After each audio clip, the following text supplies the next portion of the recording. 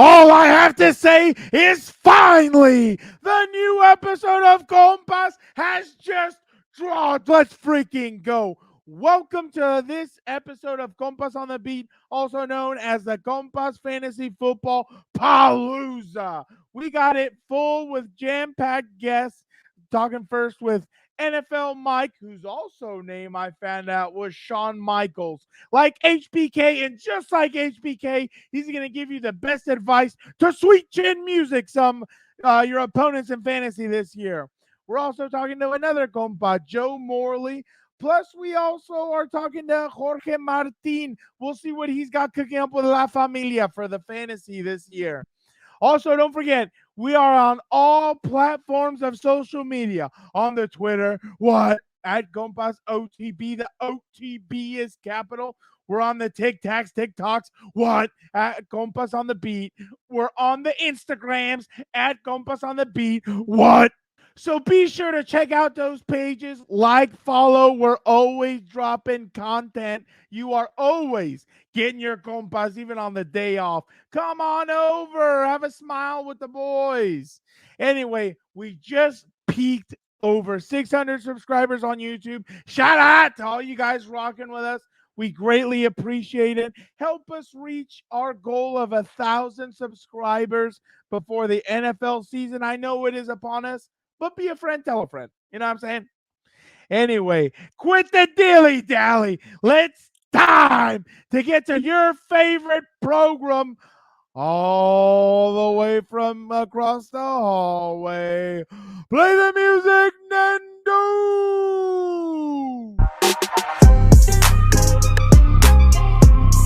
Welcome to Compas on the Beat. I am Fernando Ramirez, and with me, as always, my co-host, my tag team partner, Gilbert Manzano, OC Register LA Daily News. What's up, bro? What's up, Fernando? You're getting longer with the pauses here, but it's okay. We're trying new things here on Compas on the Beat. We'll get into it right now, but before we get into that, we're getting close to our fantasy football draft, so we got to have the palooza, the fantasy football palooza, here on Compas on the Beat. Am I saying that right? Palooza? No, yeah. No, you're completely right. Fantasy, a funny word, by the way. Say that 10 times over. Palooza, I don't think. What? Yeah. What? We're going to be joined by some awesome compas, Joe Morley, NFL Mike. Those guys, I mean, honestly, they've been with the compas since the beginning. They've always shared our stuff. They've always promoted us. They're awesome. They're really good friends. And Joe Morley and I we always take a second to kind of bash each other, so that'll be fun. And then also we have Jorge Martin, who he's also been really cool with the compas from the beginning, and he's promoted us as well, and he's had us on his show. So definitely excited to hear what those guys have to say about fantasy football, because like you said, ours is coming up. We all need to be on it, Mr. Sacco. We need to get going on it, and back to back, get it right. Back to back, defending champion 2 years in a row, last place. The defending undisputed Sacco of the world, Gilberto Manzano. You don't have to be my I was gonna say Al Heyman. That's the boxing guy, Paul Heyman. Hey, hey, save that for Combat Compas on Thursday. Some fun stuff coming up, but guys, we have a little bit of an announcement here at Compas. We've been telling you guys, we've been cooking up something here and there. Well, now it's time to reveal. We're not going to reveal it completely, but on Wednesday, check my Twitter, because I will be having a special announcement on a special Chargers show that I will be doing. You guys have been asking for more Dan and Dago. I know Gilbert is one of the ones that's asking for less Dan and Dago, but you guys have been asking for more Dan and Dago. So Dan and Dago and I will be doing a Chargers show, similar to what Gilbert and I were doing last year, pre-game, post-game, all of that. We're going to have all that covered for you guys. And then on the Ram side, Gilbert and our producer, our producer, are going to be having a Ram show. They're going to have you all covered on Matthew Stafford, on the defending Super Bowl champions. They're going to be doing their thing on there. So on Thursday, be on the lookout for Gilbert's Twitter and the Compas on the Beat Twitter. It'll be a special announcement on Thursday. So Wednesday, Charger fans, get excited. We told you guys thought, oh, the compas ya nos dejaron, ya no nos quieren. No. We're still here. We love you guys. We appreciate you guys. And honestly, we're doing this all for you guys. So we're going to be doing a lot. Like we said, we're going to be having the Chargers show. What? Sorry, what? We're going to be having the Rams show. What? Compas on the beat. What? Combat Compas. What? And Gilbert's going to be a very exhausted guy this whole season. So that we're doing this all for you guys. That's going to be 4 different shows that we're going to be doing. We're doing it again for you guys. You guys wanted Charger stuff. You guys wanted Ram stuff. You guys wanted different things. We're going to be bringing that all to you. Gilbert, I am excited. The first episode will be dropping tomorrow or Wednesday. Along with the tweet. So there will be the first episode for the Chargers. First episode of Rams will drop Thursday along with Gilbert's Twitter. So guys, you guys better be as excited as we are because we're excited to bring you guys more and more content. Well, and though a couple of things I want to address. I don't know how that happened here under my watch. Your brother having a show, but I'm a little excited to see what he does. How can you control this chaos named Danny Dago? So, and the second, do I dare say I told you so? We're gonna still talk Chargers. Yeah, I'm doing my thing over there with the Rams. I get it. You know, you could love me or hate me. I think most of you guys still love me. I like the tweets every now and then saying like, "That's because you're a good guy." Yeah, thank you. I always get a tweet saying, "Hey, I'm not used to you doing this, but we're still here supporting." So I love that. But hey, I kept saying follow Compas on the Beat on Twitter because we're still talking Chargers. Victor's been doing a good job, you know, handling the tweets. So I'm guessing you guys are seeing all the Chargers information on there. But now you and your brother are gonna handle that. We're breaking up a little bit, but not completely because we still have Compas on the Beat and Combat Compas. So I'm excited for that, Fernando. And I just want to say real quickly because we got to move on. It's nice seeing the hard work that we've put in the last almost 2 years, a year and a half. Let's go a year and a half, and to be expanding to 4 shows. Hopefully, Chargers fans, will enjoy it. Ram fans will enjoy it. Combat Sports fans will enjoy it, and hopefully, just everybody who likes football, banter, movies, whatever, come here to the regular Compas on the Beat. So we have a little bit for everybody, and I'm just proud of us 4 to be building a Compas on the Beat, the network. It's funny how it started with, "Hey, Gilbert, do you want to jump on YouTube with me and answer fans' questions?" And all of a sudden that kind of steamrolled into doing all this. So yeah, definitely 4 shows. That's going to be a lot of excitement, a lot of work, a lot of blood, sweat, and tears. But definitely we're excited for it. And guys, like we said, this is for you guys. So don't forget, Wednesday, the Chargers tweet will drop. Thursday, the Rams tweet will drop. Be on the lookout. Be excited. We are excited to bring this to you guys, and yeah, we're excited about all this. But Gilbert, let's get into some NFL news. Cut down day, Gilbert, was yesterday, and there were some surprises, man. Alex Leatherwood from the Raiders was cut, and that just makes yet another John Gruden and Mike Mayock player that was cut. If you look on this tweet, Alex Leatherwood, Henry Ruggs, Damon Arnett, Clinton Farrell, Josh Jacobs, Jonathan Abram, those are the guys that they've drafted in the last 3 years. And remember, one of those is the Khalil Mack, and the other one's the Amari Cooper. So, Gilbert, what do you make of Alex Leatherwood getting cut? Yeah, first of all, sorry, Victor, the producer. He is a Raiders fan, so he must be wincing right now seeing this graphic. But yeah, I think it's just a regime trying to clean house, and those people in the front office over there with the Raiders, they're cool with the Compas, so I appreciate what they're doing. I'm seeing from afar, so yeah, why not clean house? Get rid of the era that didn't really work out. There were some good things, but mostly bad things. So I don't hate when new regimes come and clean house. And maybe Alex Leatherwood was kind of too soon of a cut, but sometimes you find a better opportunity elsewhere. Yeah, and those guys have drafted well, and they've done some really good stuff this offseason. So there's a reason why this is going to be a 4-headed monster of an AFC West. I mean, honestly, 11 games can win you the division, but it just shows you that Josh McDaniels and the Raiders staff are not scared of cutting these guys, even if they're a past draft pick. So I'm with them 100% if that's what they feel like is best for the team. Gilbert, the Texans released Marlon Mack, a guy who was very coveted a couple of seasons ago. People really wanted Marlon Mack. They thought that he was the perfect weapon to run the football, to catch the football out of the backfield. That made room for Dameon Pierce. Obviously, our compa Jorge Martin will be talking about him as a sleeper. I don't think that guy's a sleeper. No mo, because Marlon Hit the Mack hit road. the road, Jack. And don't you come back no mo. No, I'm just kidding. That was a good little setup. I'll give you credit there. I even had So to step in and finish it for you. so Dameon Pierce is now the guy.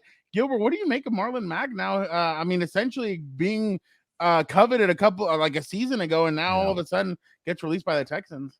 I'll say this: things change fast in the NFL, especially if you play running back. Remember that Week 1 opener against the Chargers 2019? I think Morley and Mack had like 180 yards rushing, really gashed up the Chargers defense. And ever since that game, I don't think it's really done much. So Dameon Pierce, though, I've been hearing his name more and more. I think Victor was the first one to tell me, watch out for Dameon Pierce. And when he was playing the Rams in the preseason game, I try to keep an eye out a little more.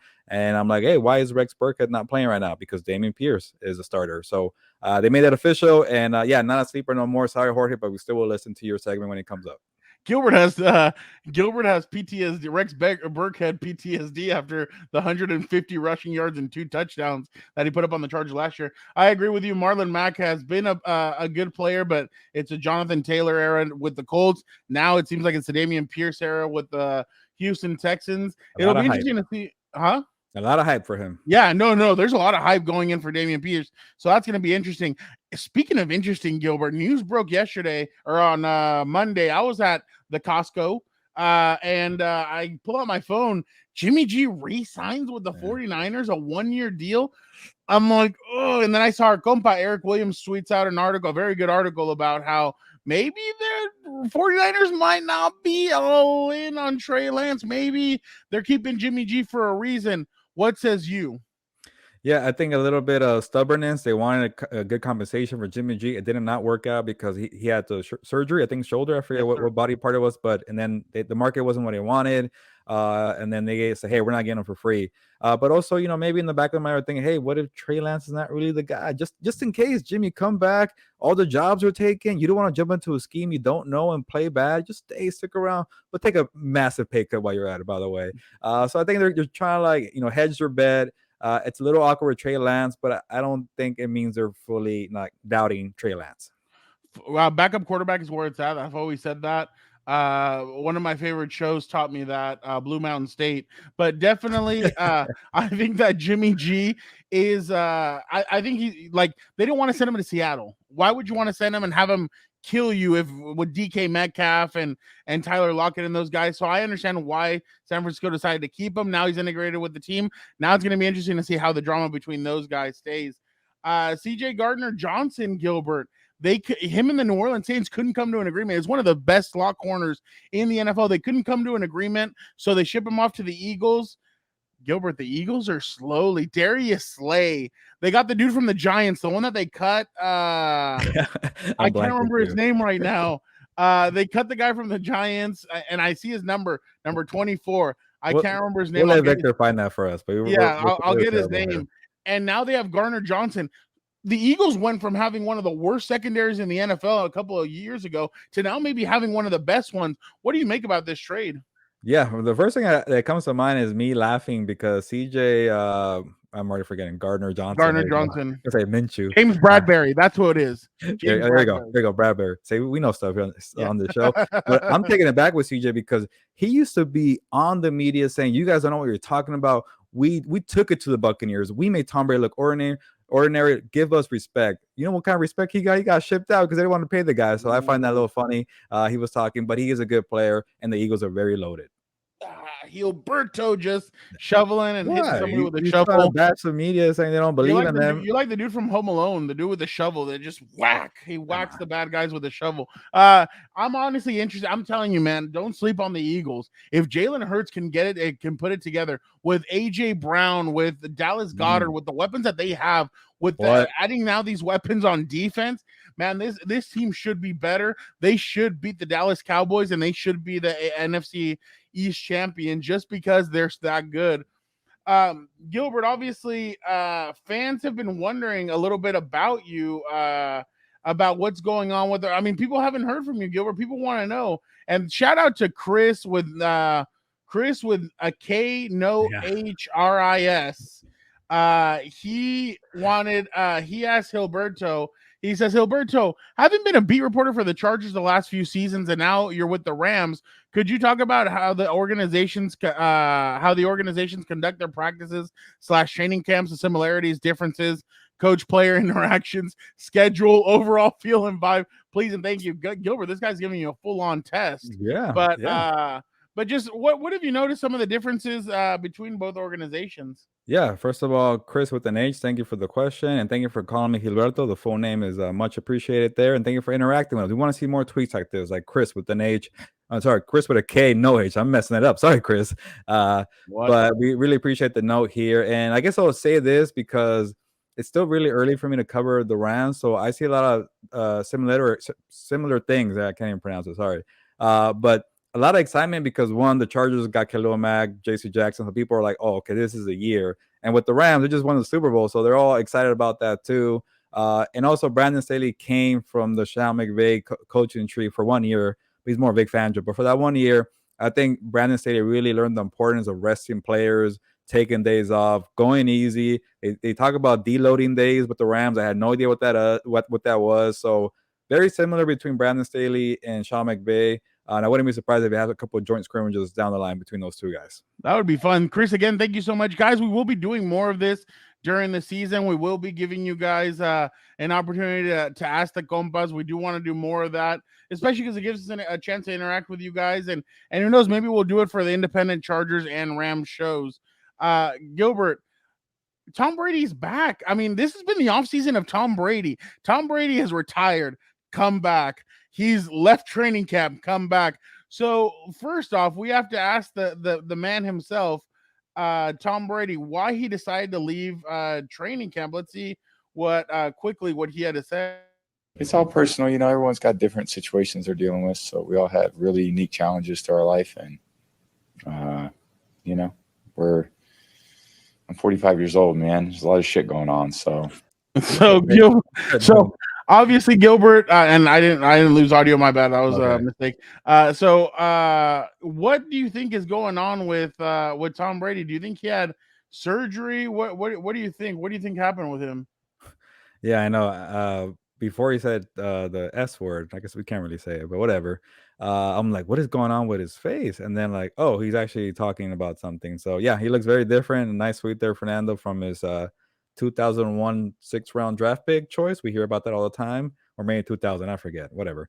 To his mid Super Bowl years with the Patriots. So yeah, he's looking a little different. But I guess when you're 45, man, and you got things going on in your life, it takes a toll on you. So like he said, I'm 45, man. This is honestly the best one I saw. Wow. I hope Tom Brady's not watching this week episode of Compas on the Beat. I'm sure he watches a lot, but not this week. Hopefully not. Yeah, I know. I mean, and honestly, I'm sure he's gonna get a lot of he's gonna catch a lot of flack from some of this stuff. Gilbert, I'm not done yet. I got one more for you just for fun. Wow. Look at this one. Tom Brady was definitely MIA, getting plastic surgery. His face is giving handsome Squidward vibes. And then all right, for the sake of Tom Brady jumping on this show, we got to move on. Tom Brady's starting to look like a Real Housewives with all the plastic surgery. All right, I'm done. I'm done with that one. I'm be like, hey, Tom Brady, jump on the show. Ignore what Fernando just said. We're gonna get him on one day. Fernando didn't say anything. It was fans that said it. Fernando didn't do anything. But speaking of that, Gilbert, it's our fantasy football palooza. Palooza. I gotta ask you. I'll let you go, Gilbert. What's your favorite or worst football memory? Fantasy football memory. You already said it. It's not a memory. It's a streak. I'm the worst one is now. I'm back-to-back losing champion of my league, which I was a commissioner of for a long time, and I was very successful. I won 5 championships, but now I'm on the downside. I won 2 in a row before I lost 2 straight, or was 2 sackles, and then Victor is now the commissioner because I said, hey, I can't do the commissioner thing anymore. I am cursed. You take it, Victor. So Victor, Fernando, and we have a fantasy draft on Saturday. So what's more likely, you winning the championship or you losing again? I'm gonna say winning the championship again. I'm gonna believe in myself. A couple, my funniest one was a couple of years ago. This was back when fantasy football was barely starting. I remember I got a fantasy football with all my friends, and for some reason I got Adrian Peterson and LT the year that LT was it was the second year, his year after winning the MVP award, and then it was Adrian Peterson's monster rookie year. So I completely wrecked everyone. Like nobody even touched me. And then obviously through the years, I was kicked out of that league because people thought that me being a reporter, I had inside information. So my friends kicked me out of that league, and I'm no longer allowed in that league. So that sucks. But that's fair. My rule is I don't draft. It used to be I don't draft Chargers. Now I guess it won't be I don't draft Rams. So yeah, it's and there's a Super Bowl champion. So yeah, good compromise. There you go. Yeah. Hey, speaking of guys who can help us a little bit with our fantasy football, maybe they can help you get out of the sacco. Gilbert, if you listen to NFL, I'll listen and take notes, Fernando. Yeah, exactly. NFL Mike, Joe Morley, like I told you guys, these guys are really good compas. We love talking with them. We love interacting with them. Let's see what they have to. Let's see what information they have to give us pertaining to fantasy football. Now it's time to introduce our special guest for the Compas Fantasy Football Palooza. One is a TikTok star who was recently banned from the platform, and the other suffered through 2 decades of Raiders football. NFL Mike and Joe Morley, welcome. Can we start with NFL Mike and tell us why you got kicked off of TikTok? I got kicked off of TikTok for being a Chargers fan. Apparently, Chargers fans who don't exist trigger the whole world. But I'll take being a Chargers fan and getting banned from TikTok over being a Raiders fan my whole life any day. This is why. Joe, how are you doing? Yeah, whatever, Mike. How you doing, Joe? I'm doing good. I appreciate you guys bringing us on, but here to represent Raider Nation and talk fantasy football. And hey, I haven't got banned from TikTok. And you go at Cowboy fans a lot. Oh, Cowboy fans, Niner fans, AFC West. That's not Raider fans. I'm coming at you. Well, I'm clipping this up, and your day is coming. I will tell you. Well, now I need to know, Joe, what are you doing right on TikTok that NFL Mike is not doing? And also, do you have a last name, Mike? I feel weird calling you NFL Mike. I know everybody calls you that. Do you have a last name? You got to promote your real name out here. What do you prefer, NFL Mike? Yeah, my name is Shawn Michaels. Oh, that's right. I just go by Mike. So yeah, you can call me Shawn, Mike, Michaels, whatever you want to call me. So the Mike actually is a part of my last name. Okay, NFL Mike is okay. Yeah, anything works. Mike works. Hashtag free NFL Mike. And I think you're gonna be coming back soon, right, Mike? Is that the word? TikTok told me tomorrow, but I can't log in still. That's the worst part. Like I sent an email back, like at least let me log in, please, so I can see my account again. But it's not taken down. Like when people get banned, usually like goes gray and you're done. They take you down. So my page is still there. It was almost like they gave me the notification that I got a permanent ban, and then once I reached out to them, they changed it to like a temporary. It's not like you're promoting your OnlyFans account or anything like that. Well, I try to keep the OnlyFans promotions down, but sometimes I have to. It's fun to grow. Well, it would be tough if your OnlyFans is doing better than your TikTok, because you have like 200,000 followers, man. So I don't know how you beat that bar there. But Joe, before we ask you about fantasy football, you guys are a go-to expert. And by the way, thank you guys for all the support for Compas on the Beat the last couple of years. You guys are awesome. I love collabing with you guys, so that's what we have you guys on for this fantasy football. But just to have a little more fun before we ask you about that. And sorry about this, NFL Mike, but Joe, how sweet was it for you to see your Raiders in the playoffs and then knock out the Chargers a week before that? Can you kind of take us back to that week or those couple of weeks for you? Oh, it's been great. I mean, to see him do it and to do it over the Chargers, because I don't know if you guys know, and you guys probably saw it, Mike made a sweater after week 4 in Los Angeles after the Raiders lost. He made a sweater, everything, talking about how the Chargers are better than the Raiders, and it just even being better for Daniel Carlson, Mike's daddy, to come in there, kick it, and win the game. There's the sweater right there. Because I throw an ugly Christmas sweater party every year, and Mike made that and won it and brought it to the house and did all that. And he thought week 4 was a championship for the Chargers, and I thought many people did. And the Raiders just had to show the Chargers that after all these years, no matter who you have at quarterback, who you have playing, even if Derwin James is healthy for the whole season, that the Raiders come and knock you out. And then go into the playoffs and get cheated by the referees and the Bengals. Everybody knows that. Oh, Joe. Hey, they blew the whistle. Okay. Oh, Joe. Well, talking about the AFC teams here at Compas, we cover the Chargers and the Rams. Can you guys give us some players from each team that people should be targeting in their drafts? NFL Mike, can you pick one?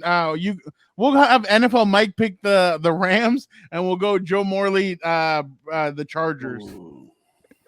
Yeah, for the Rams, the biggest guy obviously is Cooper Kupp, and he's one of those guys where if you can get him at the end of the first round, it's worth paying for that gap and drafting a receiver in the first round. If it's at the end and you can turn around and get another running back, that's key. If you can't, I wouldn't reach on him super early because the running back position is super thin. So if you can't get Cooper Kupp in the first round and you still want to get in on that Rams offense, which is going to be high flying like it is all year, go after one of Tony Tucker's boys and a guy I've been preaching and stealing his words, Allen Robinson. I think Allen Robinson's going to have a bounce back year. Every time a receiver with Allen Robinson's talent and caliber pairs up with Matthew Stafford, no matter who it is, even as low as Marvin Jones up, they have a big year with him.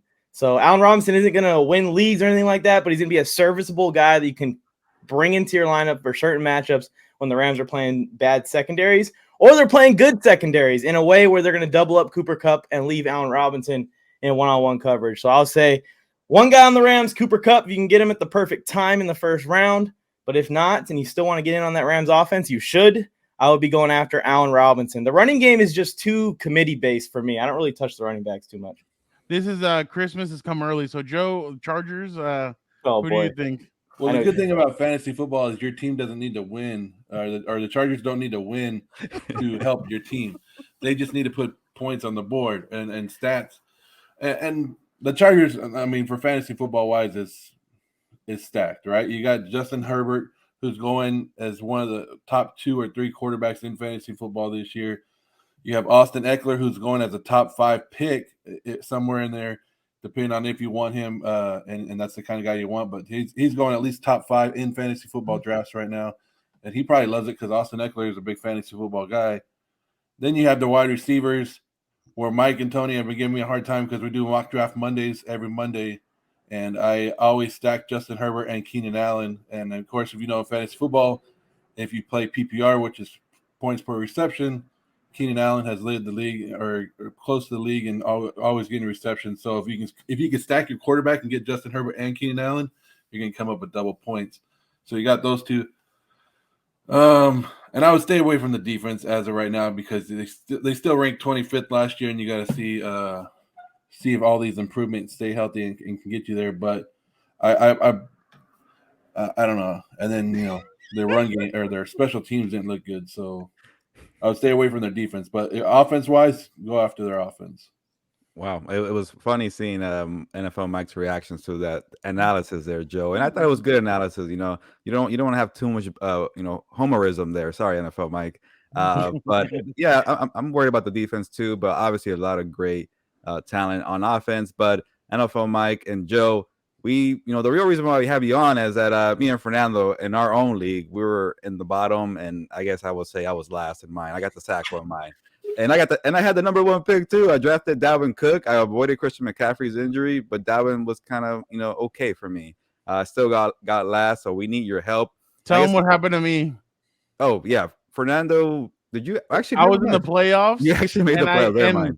And obviously, it was the back end of the season, so Gilbert and I were working hard on everything we were doing with the Chargers and everything. And I completely forgot that Lamar Jackson was that he wasn't playing; he was hurt. So I didn't replace him with somebody else, and I lost by 2 points. And without a quarterback. That shows that Fernando is great at fantasy football. He somehow made it to the playoffs without caring for his team, and I did not. So that said something about me too. But I guess kind of I know. But I guess we'll start with NFL Mike for this 2-parter, and then Joe. But the first part is, do you care where you pick in the order? Does that matter? Do you have a strategy regardless? Are you okay if it's like from first, last to the middle? And then the second part of the question for you two guys is there one player that you're going to just avoid at all costs because maybe you got burned the year before? So hopefully you guys remember those 2 questions there. But NFL Mike, go ahead. Yeah, so I don't mind drafting anywhere in the draft just because I kind of have a plan for both, but the plans are very different from drafting at the front and the back of the draft. Like I already have one draft order for one of my leagues selected, and I actually got 1 overall. I won the championship in that league last year, and they gave me 1 overall this year. Go ahead if you guys want to do it. But that'll change my QB strategy because what I like to do is I like to get those QBs late so that way I can stack up value before I get a quarterback. But when you're at that part of the draft, it gets a little bit harder to do that. So I'll even wait longer on a quarterback if I'm at the front of the draft versus at the end of the round where I can get like a Jalen Hurts, a Kyler Murray, or someone like that in the middle rounds of the draft. And then as far as like my strategy goes, I'm trying to still get those 2 running backs no matter where I am in the draft. So I'm still trying to get, if I'm at the top of the draft, I'm trying to get like Jonathan Taylor and then Saquon Barkley. If I'm at the back of the draft, at the back of the first round, I'm trying to get like Joe Mixon, Nick Chubb, or Joe Mixon and Alvin Kamara or something like that. So the first couple rounds don't change that much. It really just changes up like the placement of when I'm going to get quarterbacks and stuff like that. And then as far as players I'm avoiding, the player that I'm avoiding more than anyone this year is Antonio Gibson, but that is an obvious answer because he's being benched right now, it feels like, in training camp. And I avoid Christian McCaffrey. I can't do it. Even though I just acquired Christian McCaffrey in a dynasty league, but that's more of like my team's falling apart, so I'm putting one more Hail Mary team together before I have to rebuild it. But everywhere else, I don't draft Christian McCaffrey as early as he goes. It's all injuries. I'm scared. Yeah, and for me, I don't care where I draft. Like, I prefer not to have the number 1 overall pick because that puts a lot of pressure on you, and you have to make that hit. But I'd rather prefer like the 10-man, 12-man. I like to stay the 5, number 5, number 6, number 7, somewhere in the middle because you know how the draft goes. It's a snake round, so if it comes back around, you're not waiting for your pick as much, and I feel that you get better players. Like if you stay at number 12, yeah, you get 2 good players, but you're waiting another 20 picks for your next pick. So I'd rather stay somewhere in the middle if I can. This year I have number 5 in my home league, so I'm happy about that one. And players to avoid. Are we talking about this year or overall? Because overall, I've missed out on somebody like Joe Mixon. Like I don't like Joe Mixon. It's just personal thing against me where he's always burned me in the past, and then last year I stayed away from him and he did good. Austin Eckler I stay away from. Like smaller running backs I've stayed away from. Like Dalvin Cook was one guy I stayed away from last year, and you said he burned you just because if they have like a little past of history, it kind of sticks in my head. Or injury history, it sticks in my head. But this year for sure. I'm on the fade the Cardinals. Fade the Cardinals. I told everybody last year in fantasy football I faded the Saints before the start of the season. Everybody's like, why the Saints? They're going to be good, and they're going to have all these players. And I said, no, I'm fading the Saints. This year I'm fading the Cardinals. I'm fading Kyle Murray. I'm fading everybody that has to do with that red sea down there in Arizona. That's actually one of the teams that I've kind of been like, I don't know how good they're going to be. So especially because DeAndre Hopkins is out for the first 6 weeks of the season. And then Hollywood Brown isn't really a fan. Like you think Hollywood Brown would be a fantasy juggernaut, but he really isn't. He'll give you 1 or 2 good games during the season. But since you guys are obviously talking about players to avoid, who are 4 players people should target in the middle or to later rounds in the draft? In the middle to later rounds, I mean, there's a lot of directions that I could go with it. Some of my favorite guys this year, I'm a big fan of Ramondre Stevenson's game, and I think Bill Belichick's coming around on that. I've been keeping in tune with the Patriots training camp, and Ramondre, I guess, is impressing as a pass blocker, which is something that he struggled with in previous years. That's held him out of playing time with Dame Harris still there. Even later in the drafts, watch out for Steelers wide receiver George Pickens, hot commodity. Right now, he's been going off the shelf and been moving up. His ADP's been moving up a ton. He's a guy that they're looking at and saying maybe he takes over in Pittsburgh this year and has a breakout season. And Deontay Johnson's kind of left out in the cold. Another guy that I like a ton that's in the super late rounds, like a deep sleeper, is KJ Hamler, because I could see the resemblances to Tyler Lockett there for Russell Wilson. Maybe Russell Wilson falls in love with KJ Hamler. I was already like pick up KJ Hamler after your draft if you have some throwaway roster spots. But now with Tim Patrick out, it's like KJ Hamler is going to play the slot, and he's probably going to play a lot for Denver this year. So he might be someone worth a draft pick late in drafts. And I always go after these high-value handcuffs. My favorite one this season is Rachaad White, who's on the Tampa Bay Buccaneers behind Leonard Fournette right now. Leonard Fournette deals with injuries. Leonard Fournette came into camp out of shape. The Buccaneers need some youth in that offense. It's a bunch of veterans at this point. Julio Jones, Chris Godwin, Mike Evans, Tom Brady, obviously at quarterback. Yeah, the O-line is banged up, but this guy's a big body. He has a similar run style to Leonard Fournette, so I could see him getting some action, especially if something happens to Leonard Fournette. Those are kind of my late round targets. There's a bunch of other guys. I mean, Brian Robinson is trending right now, so watch out for Brian Robinson Jr. too. He's the guy that I've been drafting as much as I can. Dameon Pierce, he's probably going to start in Houston. Joe, Take everybody, Mike. Go ahead. Oh, sorry. Well, this is where I get to be a little bit of bias right here, and this is where I'll say like the people that aren't getting love, it would be Derek Carr, and but he'll go late round. You can get him if you wait on your quarterbacks. Take somebody like Derek Carr, who's going to put up the numbers. Hunter Renfro's going like 6th or 7th round for some reason. You can get him. well, hell, give me Devontae Adams too. Well, Devontae Adams, he'll be gone by first round. But those are my two like mid-round guys if I want to be biased. But if you want to go off of that, you could James Cook is one of the guys I've been targeting in every fantasy draft right now because I think Buffalo finally went out and got their running back, somebody that can catch out of the backfield. So James Cook going to take the league by storm. Who is it? Gabe Davis, another guy from Buffalo, should be good. He had 4 touchdowns against Kansas City last year, right, in the playoff game? The running back who Gabe Davis? Gabe Davis had like 4 touchdowns against Kansas City. And this weekend, he caught Josh Allen's first touchdown pass of the preseason. Against Denver. 5 straight on Josh Allen right now. You have I like Robert Woods coming back from the injury in Tennessee. What's up? Fernando just froze, and it's the best picture ever. that is like I'm looking. I'm like, damn, did I say something wrong? And I'm like, all right. Screenshot. He's like going to a different dimension. I was like, I said something that bad that Fernando had to freeze. You guys got I froze. My bad. You gotta leave that on, Fernando. That was awesome. But go ahead.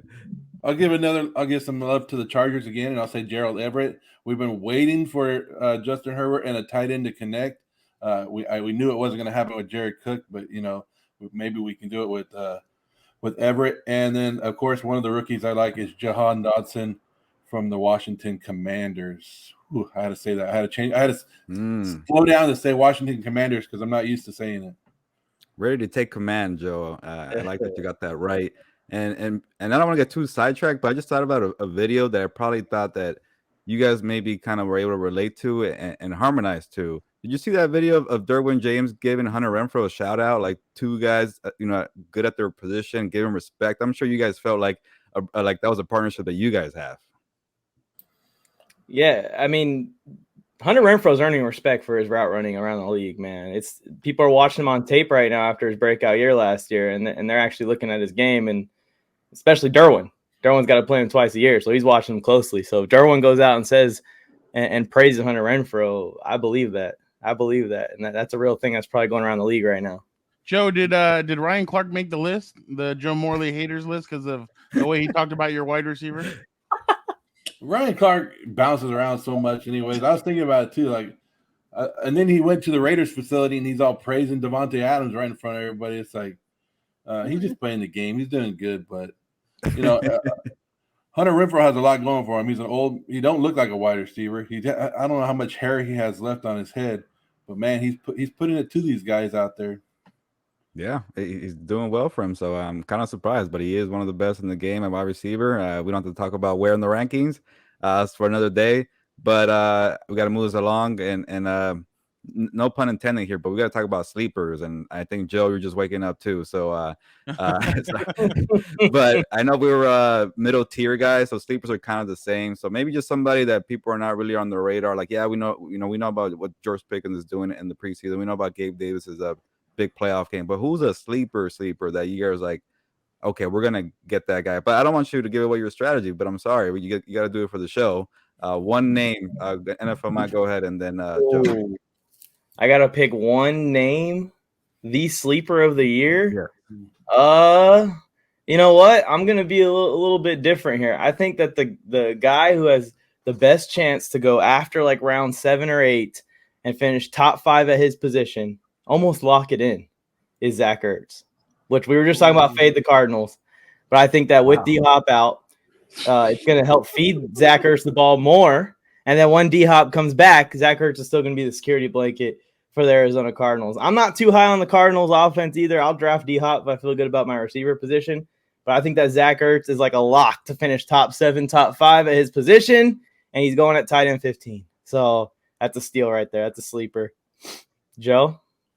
Man, I hate to do it for a sleeper, but I'm going to go with the sleeper because it's somebody that I've been kind of slowly following and looking at, and that's tight end Irv Smith of the Minnesota Vikings. Oh, I don't know. I'm like you said, like you got burned by Dalvin Cook this year.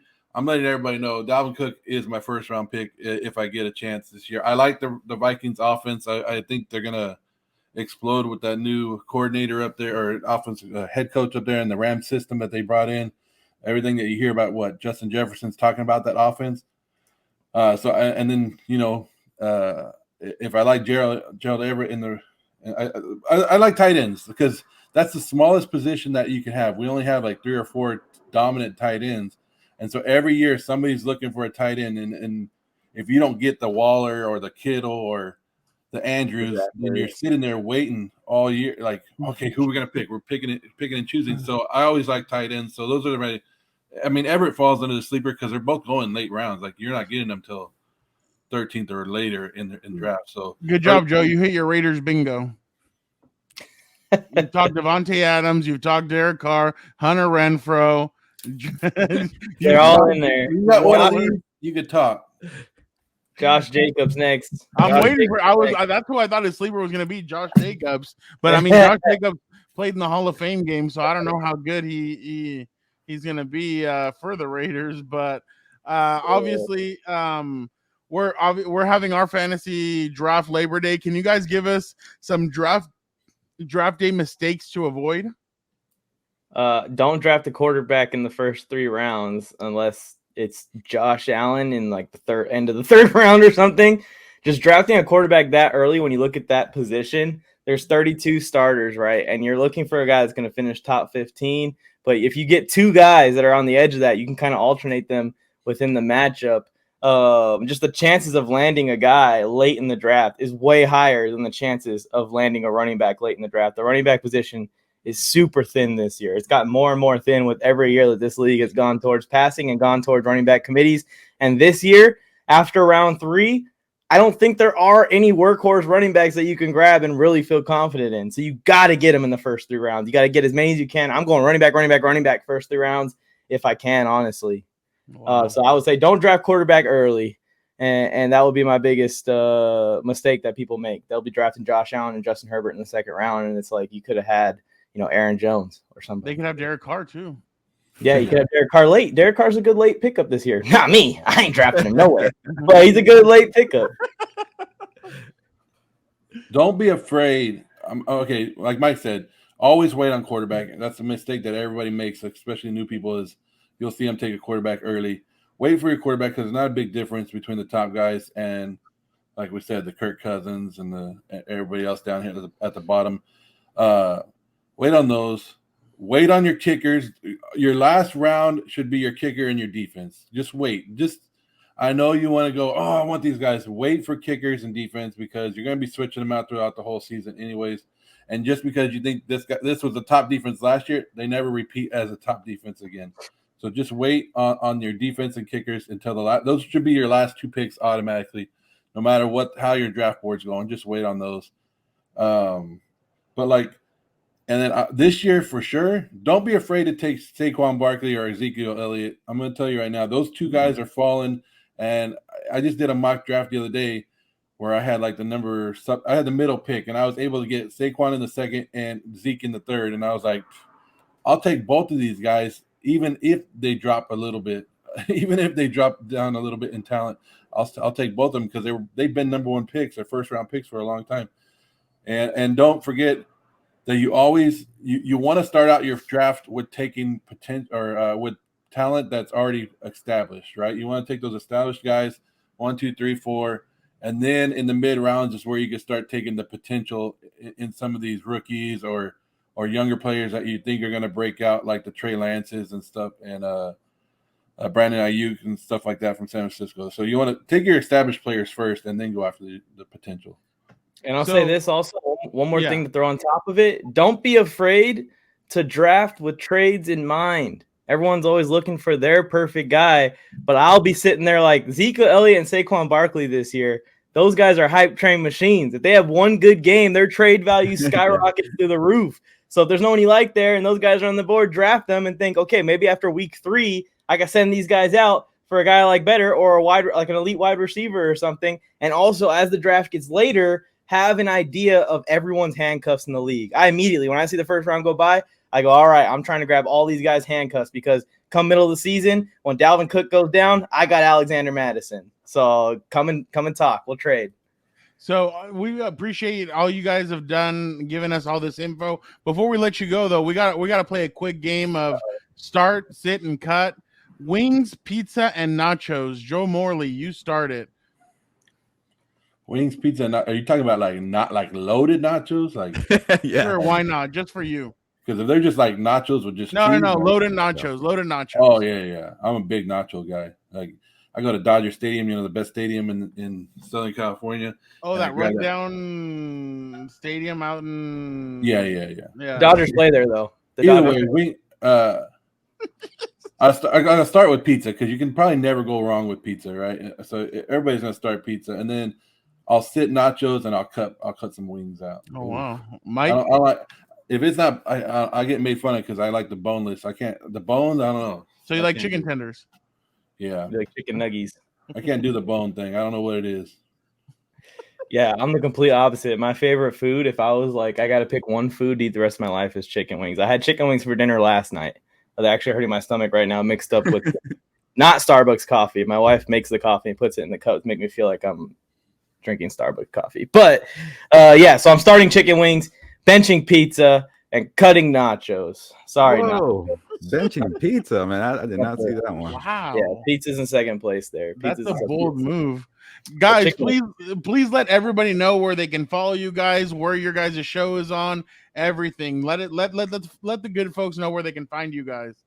Yeah, just in case Wingstop is watching this, I'm looking for a brand deal. You can find me at NFL Mike on TikTok. That's my primary thing. But where we need y'all to go and where we are pushing content out like maniacs right now as the season gets ready to start again is the MJT Football YouTube channel. It's Mike, it's Joe, and another Chargers fan named Tony Tucker. We go at it every single day on that channel, talking football. We get into arguments. We get into agreements. We talk to live chat a lot.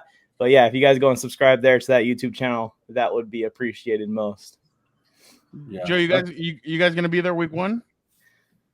I think Joe's going to be there. I don't think I will be there. Oh, you know what? I haven't said this on the air, guys. I have never said this on the air. So if you guys want to make fun of me right now, I am a Raider fan, but I do have Charger season tickets. Just like yeah. It's like a common thing in the Cowboys and Raiders fan base to buy Charger season tickets. So I'll be there week 1 because see, you at least get that one Raider game, so that's the benefit to it. And that's also that's the main reason that drove me to buying the Charger season tickets is I spent so much on the Raider game last year. I was like, I might as well buy all season and make my money back. So did you go to the draft party with Snoop Dogg and everybody? Like, did you attend their event? No, I give those away. Joe, let people know where they can find you on Twitter. Yeah. And on TikTok. Well, I just changed my Twitter handle. I didn't ask you that. I said, where can they find you? Jesus. At Joe Morley, at Joe Morley Sports or whatever I think on TikTok and Instagram, and then my Twitter is I just changed it to Silver and Black Allegiance. So if you guys want to come on over. Oh God! Aren't you kind of rooting for the blue and yellow allegiance to succeed with those season tickets? The price will go up the more and more the Chargers win. There you go. Yeah, that's what. Well, I'm hoping that week 17, it's the Chargers and Rams, or week 18. Yeah, that's where I'm hoping to make my money. So you guys, shoot it! Come on, win your fantasy leagues, spend your money on my tickets. So you're plugging your show and you're plugging your. Hey, I'm hoping you win leagues just so I can take your money back. Oh my God! Well, NFL Mike, Joe Morley, thank you guys so much for joining the Compas. And again, like Gilbert said, we are so appreciative. You guys were two of the main guys that started jumping on with the Compas from the beginning. We appreciate you guys so much, and it was definitely great to have you, NFL Mike, and we were able to stand having you on, Joe. So we appreciate you guys. Same to you guys, man. The feelings are mutual. You guys have always supported us as well. Don't forget that. We appreciate it, man. That's how we met, is through supporting each other. So Yep. Anything else, Joe, before you go? I would yell Raiders right now, but I normally get cut off. But I won't do it. You can do it. All right, don't cut me off. I'm not. Raiders. What a great interview with our compas, NFL Mike and Joe Morley. They are going to help you get to whatever you need. And your boy right here is the reigning, defending, undisputed champion of fantasy football with my brother and the boys. And guess what? They're the twos, and I'm the one. And I got to repeat this here. I got to go out there and defend my title. Let them know what's up. Let them know who number one is. So thank you for all the great advice. Now, before we move on to Jorge Martin to see what he's got to say also about La Familia and the NFL fantasy football game, don't forget, come on over here. Look, this mic is steaming. It's so hot whenever Dan and Dago's on it. It's fiery. I can't even touch it. You want your advertisements with your compas? You already know. You got the number one promo reader in the game. You just come on over. The email is compasonthebeat@gmail.com. You already know. Come on over. Have your boy Dan and Dago read about your wonderful products. But now, enough with the dilly-dally. Let's get to Jorge Martin's interview with the compas. Now it's time to talk fantasy football sleepers with someone who's all about salud and familia. He's holding it down for the Mexicans in the fantasy football world. Now joining us is Jorge Martin, the founder of Familia FFB. Jorge, how are you doing? And tell us about all the big things that Familia FFB is doing. You recently joined Fantasy Points. Yeah, I mean, first off, guys, thank you. And I just love to see, first off, Fernando, welcome back to California. Welcome back to Mexican food, you know. And, yeah. That was a huge negative from being out there. I would literally just be like at California burrito for lunch, and then just being like carne asada just on you know, anywhere I could, carne asada, al pastor, and carnitas just on a rotation for like about 10 days or something like that. But yeah, I mean, this has been awesome. It's been a great year already. We joined a part of the Fantasy Points Media Group, and we became it's kind of like being welcome to the big kids table. So been bringing on a lot of people from there, and just some great fantasy minds on there. And our promo code has been going pretty well. So that's people have been watching the shows. But I literally this morning just published and Gilberto was part of this series in one of his last acts as a Charger beat writer. I'd finished an NFL Insider series, 32 for 32, went all the teams, and it just got so much insight.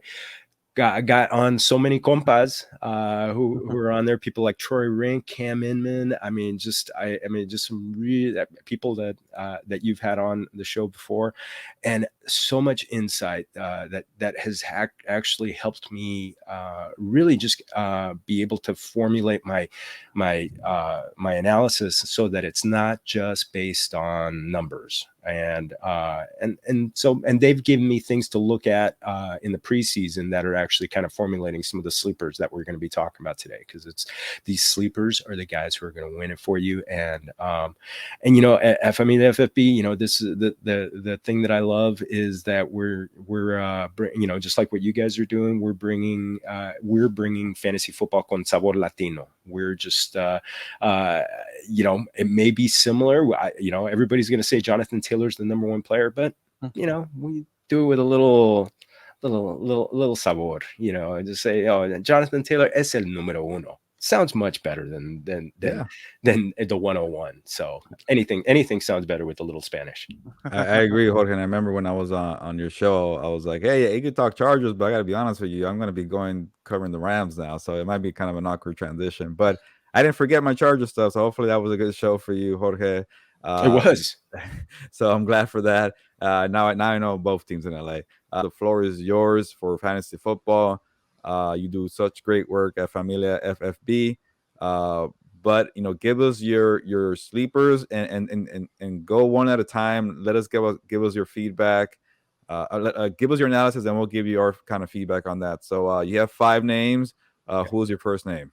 So I went quarterback on the first one, and Trey Lance.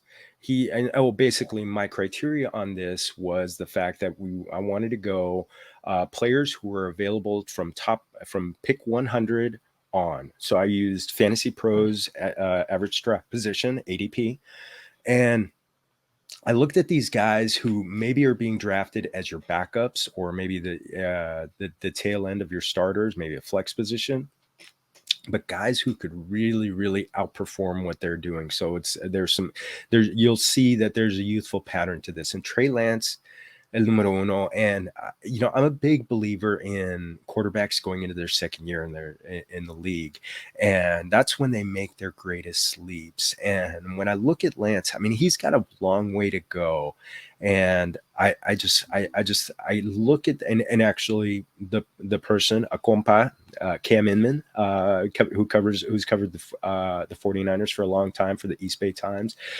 He's, I asked him, is Jalen Hurts 2021 season, is that kind of the benchmark? And he point blank told me, he goes, Lance is better than Hurts. And Hurts was at one point the QB3 in about halfway through the season. I mean, he was doing it all because of rushing. And really, the strong suit for Trey Lance is going to be his rushing. I mean, his floor is probably going to be 500 rushing yards this season, probably about 30 per game. But when you look at it, I mean, this is a guy who could go 800 to 1,000 yards. I mean, when you look at Jalen Hurts' season last year, there's somewhere, what he's going to do is somewhere in between Jalen Hurts last year and Lamar Jackson 2019, when he was the MVP and ran for 1,200 yards. There is something in between here for Trey Lance. You look at a lot of things that he has available to him that the other quarterbacks going into their second year. He's got an established play caller, and he's worked in the system. But Kyle Shanahan is one of the best. He's got, probably the best left tackle in the game at Trent Williams. It's, Gilberto, as you love to say, you made me an official compa when you said I talked offensive line. Trent Williams there on the offensive line, they're kind of rebuilding a little bit of their interior, but they're going to have really good players inside, opening holes for him. And then you look at outside. You got Deebo Samuel. You got Brandon Ayuk, who's been an all-star all over camp. And the best friend for a young quarterback, it's a great tight end, and there are few great playmakers than George Kittle anywhere. And so you've got the rushing baseline, and then you've got these players playing on the outside. There is one common trait among all three of them. They're all yards after the catch. They are yak monsters. So there's going to be little plays where he just throws dump off passes to Deebo Samuel, and he's going to take 30 yards. And so all those are going to count towards his passing stats. Put that on top of his rushing totals. I'm telling you, Trey Lance could very well be one of the top 5 quarterbacks when it comes to when it comes to fantasy. He just needs to play 17 games. And actually, here's the thing. He may not look great doing it.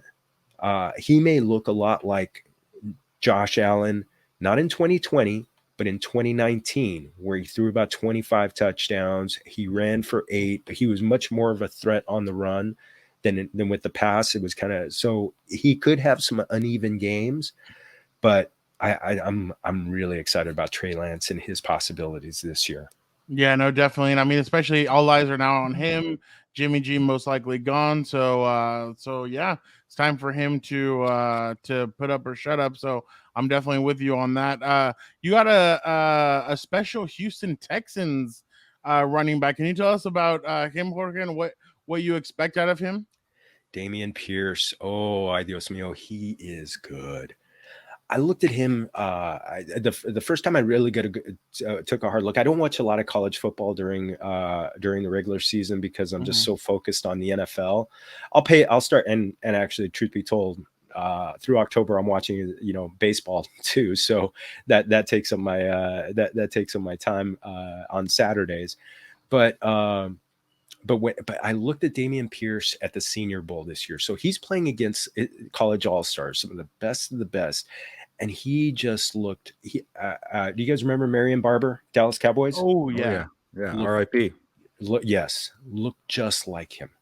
He looked, even with the dreadlocks, the running style, the violent running style, the going into contact, getting yards after contact. That is this guy. He's a bruiser. He's over 220 pounds. He's not gonna take the ball 80 yards. He's not gonna take it around the end and go do Eric Dickerson, go 80 yards, something like that.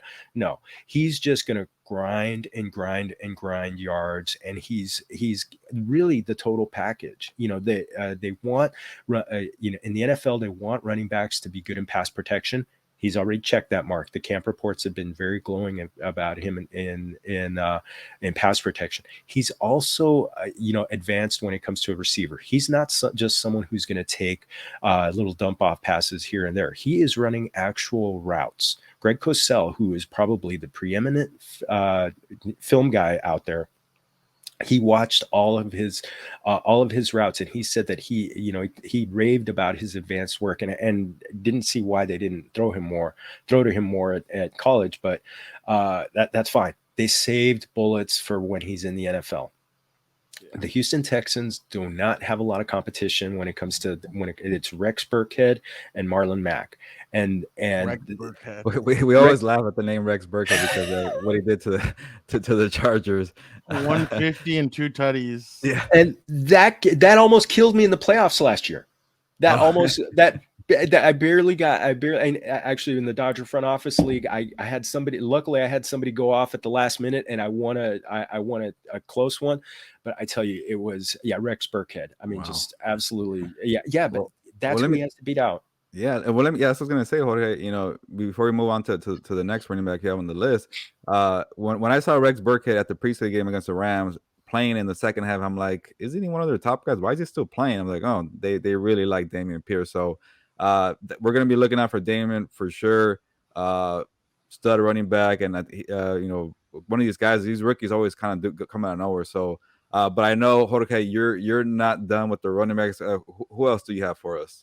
Oh yeah, just one last note on Dameon Pierce. He's going just around pick 104 right now, and so I've been grabbing him earlier than that just because I want to get him on my team because on my best ball rosters and my drafts, because I know it's going to come back to bite me because some Familia or somebody somebody else that I'm in a league with in my home leagues is gonna hear this and they're gonna take it. That's fine. Use my own stuff. The next one is kind of I've heard a lot about this guy. Yeah, and you guys are going to see some correlation between him, Kenneth Gainwell from the Eagles. Now, when I really, really started to pay attention to him was on my NFL Insider Series. I had Connor Miles of Sports Illustrated, former colleague of Fernando's, and he could not stop raving about Kenneth Gainwell. And we kind of connected the dots while we were on there. Shane Steichen, is it Steichen or Steichen? Steichen. So Shane Steichen. You mentioned friend of the show, formerly worked on the offensive staff of the Chargers, who made Austin Eckler, great. That pass catching satellite running back, turned him into just a next level player. You look at Nick Sirianni coming over from the Colts, where they had Naheem Hines become just one of the best pass catching running backs out there. Kenneth Gainwell is just, he just really outperformed what he did in really limited action last year. I mean, the big thing about him that Connor kept coming back to him on was the fact that he had 6 touchdowns last year, and Miles Sanders, who's the presumed number 1 guy, he had 0. And I looked at, and one of the things that, and I'm just talking about from the rushing side, they gave him 10 red zone carries last year, and he converted 4 of them into touchdowns.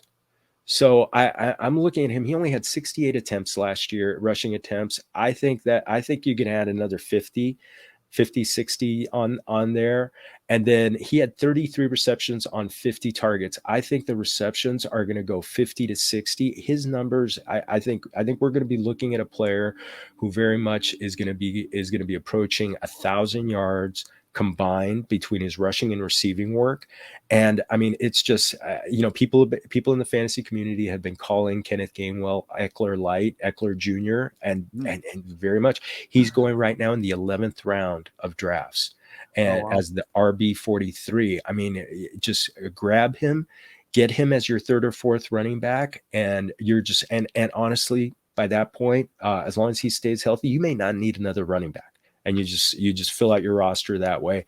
I mean, yeah, you want. I've been getting a lot of Pierce and Gainwell, and pretty much just been like, maybe I'll grab another guy later. But these guys, Gainwell is just going to be such a threat coming out of the passing game. Gilbert, I'm going to beat the crap out of you in fantasy football this year with all the information that Jorge is giving me. I'm going to beat the crap. Wow. You're going to go back to getting the stinko. You're going to go back to the bottom, the cellar of the fantasy league again. No, I love it. He's always giving us two running backs and quarterbacks. So Jorge, we got to keep this going. Sure. Who else do you have on the list? Who's number 4? Well, let's go to the El Cielo. Go to the heard sky. This guy too. Sky Moore with 2 Y's, Familia. Everybody in the Compas on the Beat community, don't forget it's 2 Y's. He's going off in the 11th round, pick number 128. He's going off as the wide receiver 58. I mean, he's a second round pick, so you look at the draft capital, but there are so many things for him that are in his favor that aren't in favor of other guys. You're looking at obviously he's getting passes from Patrick Mahomes. So this is not Drake London getting passes from Marcus Mariota. I mean, you're getting passes from Patrick Mahomes, but then you also look at the fact that Juju Smith-Schuster, a Pride of LA guy, but he's been banged up. His knee, he's missed a lot of time in training camp. Very, very important time.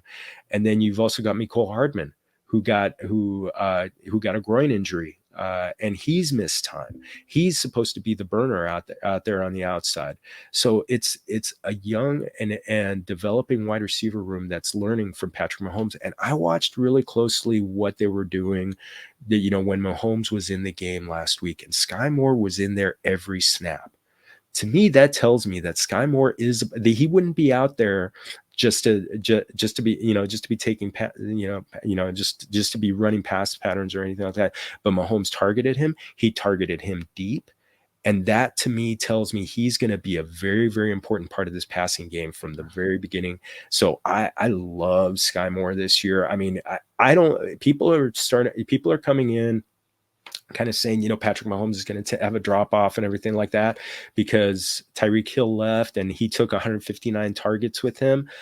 I just think those targets. I think those. I mean, when a guy is great, he's great. And so he elevates other guys. He's not, I mean, Travis Kelce is going to be the number 1 guy.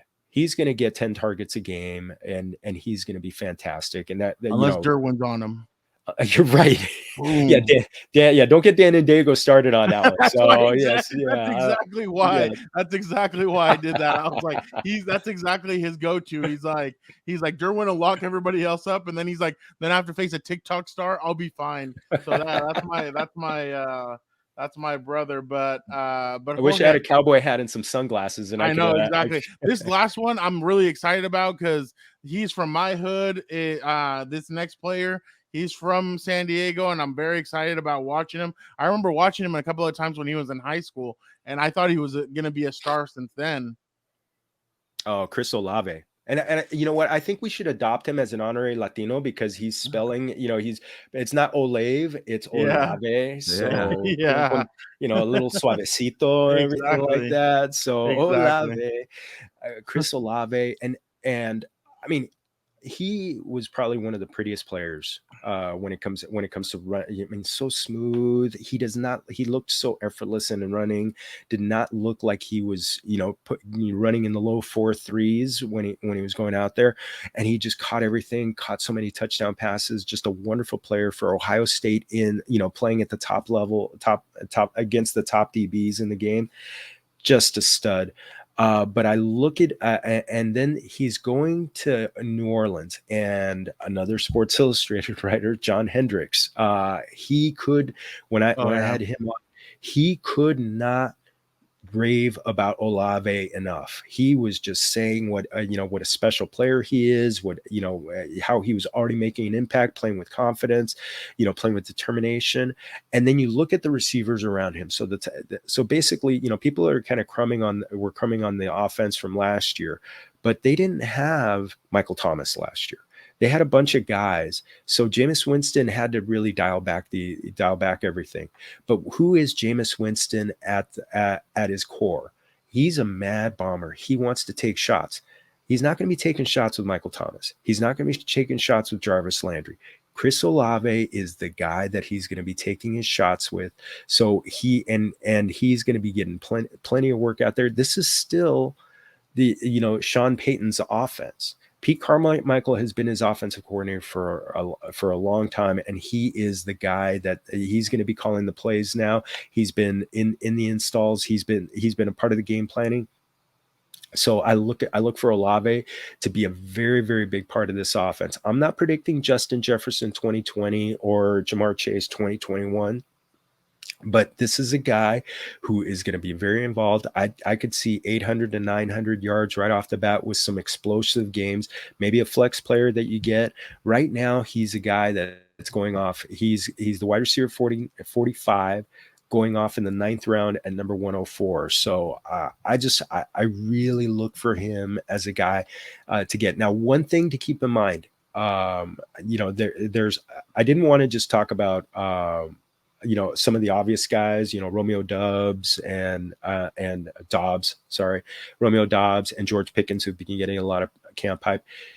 One of the things to keep in mind when it comes to rookie receivers, a lot of times you have to be patient with them in the first half of the season. It's the second half. I think you guys saw Josh Palmer last year do that. Yeah. He had his bigger games in the second half. A bunch of these wide receivers kind of break out. You see like the snaps go up. You see the way they're using them in systems. Injuries around the organization too. Those help you win like your fantasy championship. And then like they have those guys that you mentioned now have a big second year too. But Jorge, we gotta wrap it up, but I really appreciate all your insight and on your fantasy knowledge. Like I feel like I'm ready now to dominate my draft with these sleepers. I'm gonna beat Fernando, and I'm sorry for Fernando. Fernando's winning. Fernando's giving all these like dances to all your responses. Hopefully I wasn't distracting. This guy just moving with his bad Wi-Fi on the top right. No, it's been good Wi-Fi so far. Jorge, this has been fun. Just to go back, Trey Lance, Dameon Pierce, Kenneth Gainwell, Sky Moore, Chris Olave. What? Quarterback, 2 running backs, 2 wide receivers. Jorge, you're the best. I really appreciate all the insight, and we're ready to get some drafts going. Can you tell people where they can find your great work? Yes, Jorge Martin 17 on Twitter. I push all of my content out there. We've got our YouTube page has been growing, Familia FFB, or you go to familiafb.com. I push out all my written content out there. So, but yeah, those are the 3 main places. We're also on audio. You can find us on audio, all the audio, Apple, Google, Spotify, wherever you get your podcasts. Thank you so much, Jorge. We appreciate it. And everybody get ready because Fernando will be winning this fantasy league this season. Thanks to all the great advice that Jorge gave the Compas. So thank you guys so much. Thank you, Compas. Muy agradecido. So we got a good interview with Joe Morley and NFL Mike. We got the fired up Dan and Dago, and then we got Jorge Martin giving us some good info on fantasy football. Gilbert, I need to see your notebook. Did you take a lot of notes? Yeah, I took a lot of notes. Good stuff from Jorge Martin. Thank you, by the way, from Familia FB. Cheers, salud. I feel like he said that in a calm voice. Like he has a nice, good radio voice. And then we have Joe Morley and NFL Mike, just throwing jabs at each other. You got me into it. Yeah, from the league. Yeah, right. Exactly. The ending was terrible. But yeah. But anyways, different types of fantasy football experts. But hopefully you got something out of it, and now you're ready for your draft. Hopefully, if you're a casual people like us, we're waiting until this weekend. But if you're hardcore, you probably don't care. You already did it. Man, you heard what he said. You heard what those fools said, that people had been drafting since March. I'm like, are you kidding? I'm like, what's up with you guys? I've been seeing tweets about people saying like, oh, I got Dameon Pierce in the 10th round or something. That's not going to be an option. But yeah, hopefully that helped out a lot of people. Fantasy football draft. I'm glad we tried it out, Fernando, this first year of fantasy football palooza show. Hopefully we can bring it back next year. But Fernando, you're probably noticing there it says una más, and it's kind of empty there. But today I'm taking over una más. You like to surprise me. I kind of find it annoying because sometimes you ask me like questions about debating and good conversation. I'm not prepared. But I'm not going to do that to you. I won't go that far. But I will play a funny video that I've been cracking up about. And I think Victor was cracking up too. So, Victor, play the video of what Fernando did during the interview. 5 straight on Josh Allen right now. You have I like Robert Woods coming back from the injury in Tennessee. What's up, Fernando? Fernando just froze, and it's the best picture ever. that is like I'm looking at him like, damn, did I say something wrong? And I'm like, all right. Screenshot. He's like going to a different dimension. I was like, I said something that bad that Fernando had to freeze. You guys got I froze. My bad. Oh my god! I know people just saw it probably like 20 minutes ago if you're watching the full show of Compas on the Beat. But we had to bring it back. I was cracking up. We recorded that a couple of days ago, Fernando. How do you feel about watching that again? Where you froze perfectly. It was awesome. And I'll tell you this, Fernando. I wanted to laugh so bad, but I'm like, okay, I'm gonna be professional here. And then I saw NFL Mike laughing. I'm like, okay, I'm gonna start cracking up because dude, NFL Mike caught it like right away, and he just started going off. Joe was still asleep, God bless him, but he finally caught on when he saw you guys laughing. But okay, I thought that's where you guys were gonna go with that. Yeah, that was pretty bad. I couldn't believe I froze for that long. I was like, damn, I look like a freaking character out of Star Wars or something. Like one of those things. Do right now. Do your trying to. I don't even know if I could do. I don't even know what I do. Okay. I don't even know. That must be the best freeze of all time, especially in this digital era where we're all going on Zoom and StreamYard. Exactly. But that is probably the best one. But yeah, hopefully you don't mind that, Fernando. No. Hey, if you can't laugh at yourself, who can you laugh at? That was some funny stuff. And I remember when it happened in the moment, I'm like, oh god. I was like, they got me. So yeah, I knew you guys were gonna bring that up some way somehow. But I'm all about it. I love that. That was some good stuff. Yeah, no, definitely. It's a good time to laugh. But now, Fernando, I'm still taking care of uno más, and we haven't done this in a minute. We haven't spoke TV or movies, avocado ratings, which we like to have fun with because it's been busy, a lot of previews. But I'll very briefly before we leave, again, hopefully you enjoyed the fantasy football stuff. But if you like TV shows, I just finished The Boys. Yeah, I'm late, whatever. Season 3, epic. Awesome. I know I don't say words like that too often. I usually hate everything. You really don't. Your brother's gonna be like, you're just a killer of joy, whatever it is. But The Boys, I'll just say this: if you don't really like stuff that's meant for over 18 or very graphic, it's not for you. But it's good action, good storytelling, and yeah, very graphic. But I really enjoyed the show and recommended season 3, their best season. I don't know if you agree with that, Victor or Fernando. I don't know if you watched The Boys on Amazon Prime, but season 3 is the best one.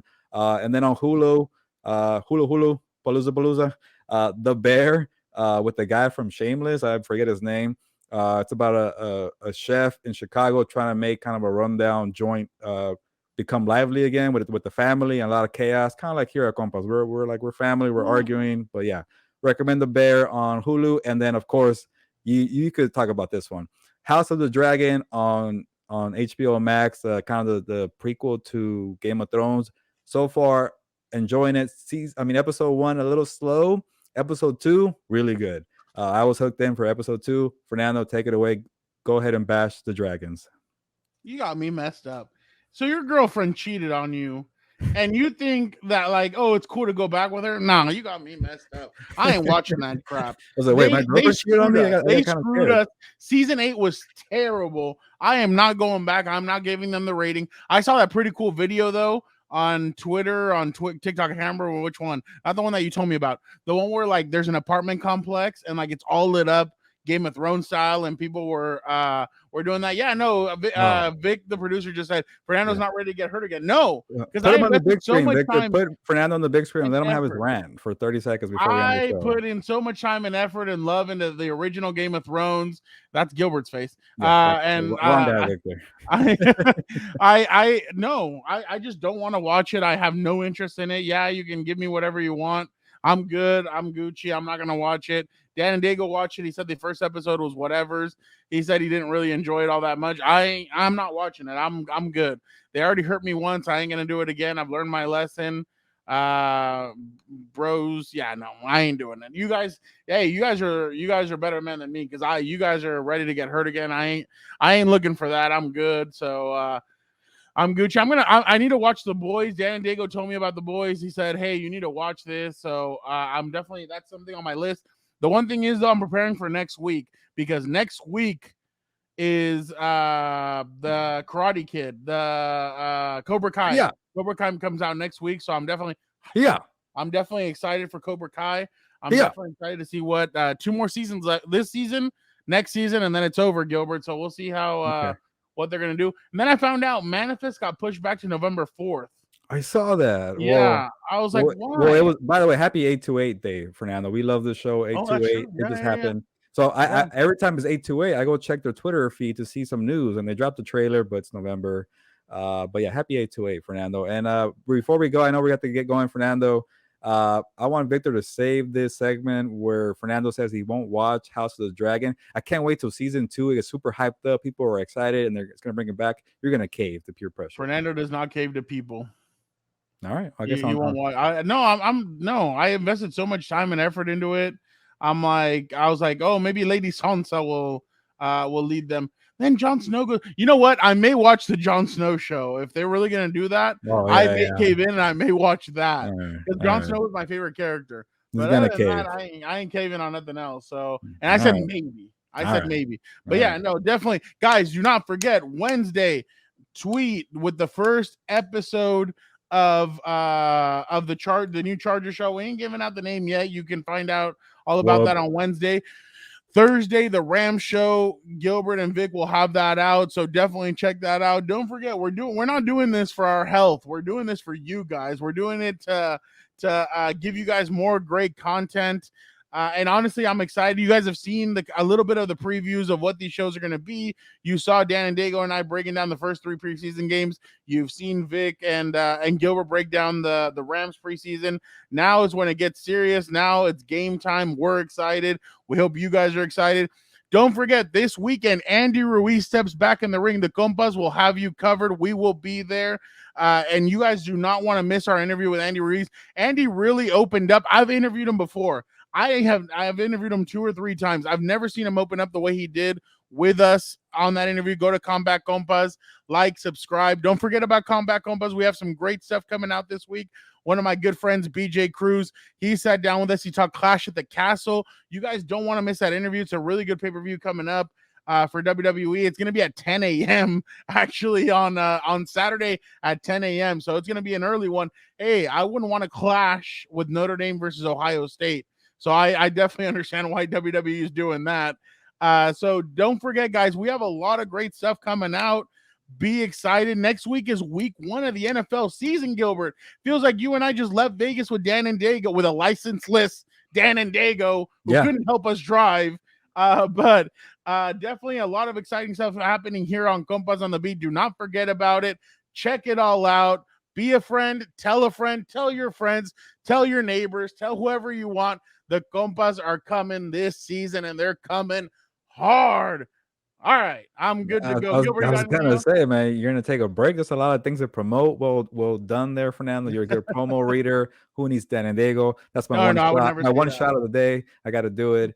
We missed it. That guy's been busy, but we'll see him on. I almost dropped the name of the show. My bad. The Charger Show. We'll see him on there. And then before we leave, real quick, I forgot to give my avocado rating. Boys is a fresh rating, 95%. The Bear, I'll go a little lower, 85%. I won't do it on House of the Dragon just yet. No, do it. Episode 1. Like a 60. It was kind of whatever. Second one, solid, 89.